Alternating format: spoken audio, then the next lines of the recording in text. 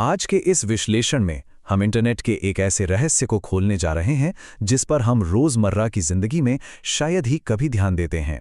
जब भी स्क्रीन पर कोई क्लिक होता है तो बैकग्राउंड में असल में क्या चलता है। आज की हमारी चर्चा एक अकेले डेटा पैकेट की एक ऐसी महाकाव्य यात्रा पर है जो पलक झपकते ही पूरी दुनिया का चक्कर लगा लेती है। यह सफर हमारे घर के राउटर से शुरू होकर समुद्र की गहराइयों तक जाता है और वापस भी आता है। तो चलिए बिना किसी देरी के इस रोमांचक सफर पर निकलते हैं। सिर्फ 0.8 सेकंड, जरा सोचकर देखिए, ये पलक झपकने से भी कम वक्त है और इतने ही समय में एक डेटा पैकेट दुनिया के एक कोने से दूसरे कोने तक जाकर वापस भी आ जाता है। ये कोई छोटी मोटी बात नहीं है, बल्कि एक ऐसा अकल्पनीय तकनीकी चमत्कार है जो हमारे आज के डिजिटल युग की बुनियाद है।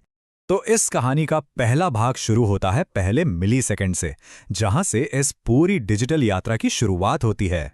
आखिर किसी डिवाइस के अंदर उस एक पल में होता क्या है? सब कुछ बस एक कीबोर्ड पर किए गए एक छोटे से क्लिक या स्क्रीन टैप से शुरू होता है। ये क्लिक तुरंत बिजली के सिग्नल्स में बदल जाता है और अचानक डिवाइस के अंदर मौजूद अरबों ट्रांजिस्टर्स एक साथ जाग उठते हैं। इसके बाद ऑपरेटिंग सिस्टम या ओएस हरकत में आता है, जो इस कमांड को एक डिजिटल पैकेट में बहुत ही सलीके से पैक करता है। इंसान के लिखे हुए शब्द अब सिर्फ अक्षर नहीं रहे, वे एक डिजिटल कोड बन चुके हैं जो लोकल राउटर से निकलकर अपनी आगे की लंबी यात्रा के लिए बिल्कुल तैयार हैं। अब आते हैं दूसरे पड़ाव पर, जिसे इंटरनेट की फोन बुक कहा जा सकता है, क्योंकि पैकेट को पता तो होना चाहिए ना कि उसे जाना कहाँ है। अब ये डेटा पैकेट सुरक्षित लोकल नेटवर्क से निकलकर बाहरी दुनिया के विशाल बुनियादी ढांचे में कदम रखता है। यहां एंट्री होती है आईएसपी यानी इंटरनेट सर्विस प्रोवाइडर की। इसे ऐसे समझिए जैसे हमारे शहरों में पानी की सप्लाई करने वाला नगर निगम होता है ना, बिल्कुल वैसे ही। भारत में जियो फाइबर या अमेरिका में AT&T जैसी कंपनियां वही भौतिक ढांचा और केबल नेटवर्क संभालती हैं जो इस पैकेट को मोहल्ले से निकालकर इंटरनेट के मेन हाईवे तक ले जाने का काम करते हैं। और हाँ, इस हाईवे पर चलने के कुछ बहुत ही सख्त नियम हैं। इन्हीं नियमों को TCP और IP कहा जाता है। ये इंटरनेट की दुनिया के वो बुनियादी ट्रैफिक कानून हैं जिन्हें मानना हर एक मशीन के लिए जरूरी है, बिना किसी अपवाद के। इन्हीं की वजह से ये पक्का हो पाता है कि डेटा का ये पैकेट बिना रास्ता भटके बिल्कुल सही जगह पर पहुंचे। पर यहाँ एक दिलचस्प चुनौती है। हम इंसान wikipedia.org जैसे नाम आसानी से याद रख लेते हैं, लेकिन मशीनों को तो सिर्फ नंबर समझ आते हैं। यहीं पर काम आता है DNS यानी डोमेन नेम सिस्टम।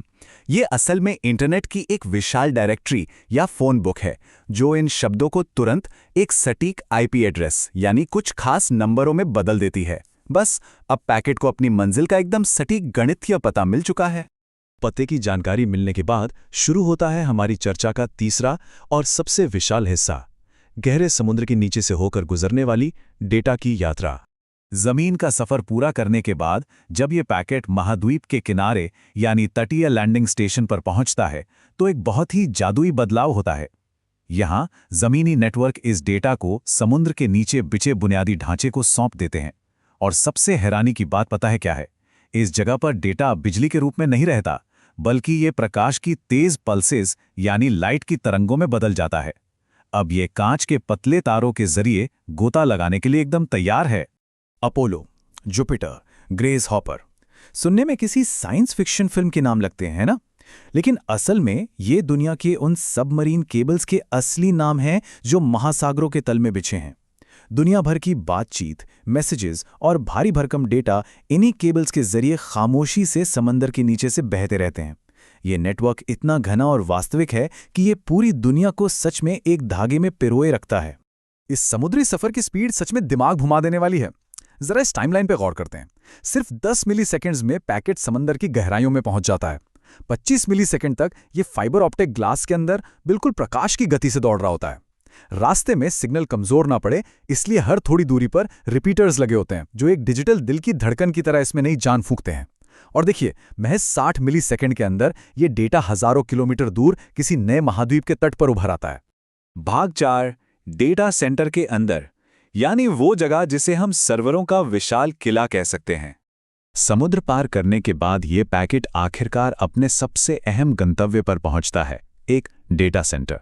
ये कोई आम जगह नहीं, बल्कि सर्वरों का एक बहुत बड़ा किला होता है। जैसे ही डेटा यहाँ पहुँचता है उसे मशीनों के एक बेहद उलझे हुए लेकिन सुव्यवस्थित चक्रव्यूह से गुजरना होता है। यहाँ मौजूद स्मार्ट सिस्टम्स एक ही समय में आ रहे ऐसे लाखों करोड़ों रिक्वेस्ट का भार संभालते हैं और हमारे पैकेट को बिना किसी देरी के सीधे उसी सर्वर तक पहुंचा देते हैं जहां उसकी मांगी गई जानकारी रखी है। अब उस एक सर्वर के अंदर क्या होता है, वहां एक बहुत ही फास्ट असेंबली लाइन चल रही होती है। रिक्वेस्ट कतार में लगती है, सीपीयू के थ्रेड्स बिजली की फुर्ती से जागते हैं और मेमोरी से काम का डेटा खींचना शुरू कर देते हैं। और अगर कोई जानकारी तुरंत नहीं मिलती तो सिस्टम तुरंत अपने शांत पड़े गहरे स्टोरेज में गोता कराता है और वहां से उसे ढूंढ निकालता है। ये सब कुछ पलक झपकते ही हो जाता है। और अब हमारी चर्चा का अंतिम चरण, भाग 5, प्रकाश की गति से वापसी। जवाब तैयार हो चुका है और अब इस कहानी की स्पीड और भी बढ़ जाती है।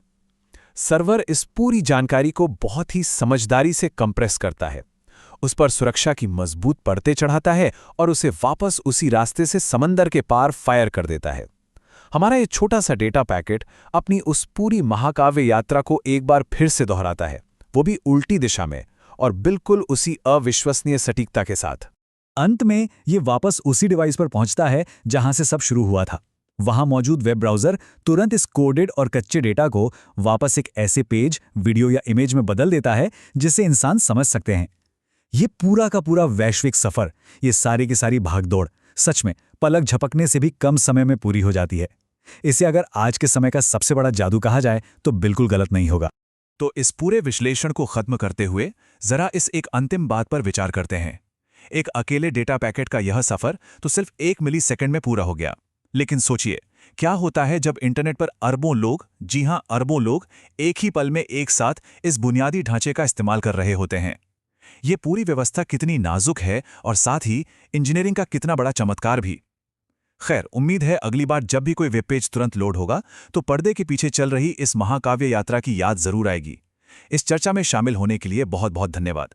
सब्सक्राइब बटन दबाओ, बेल आइकन भी प्रेस करो, लेटेस्ट वीडियो सबसे पहले पाओ।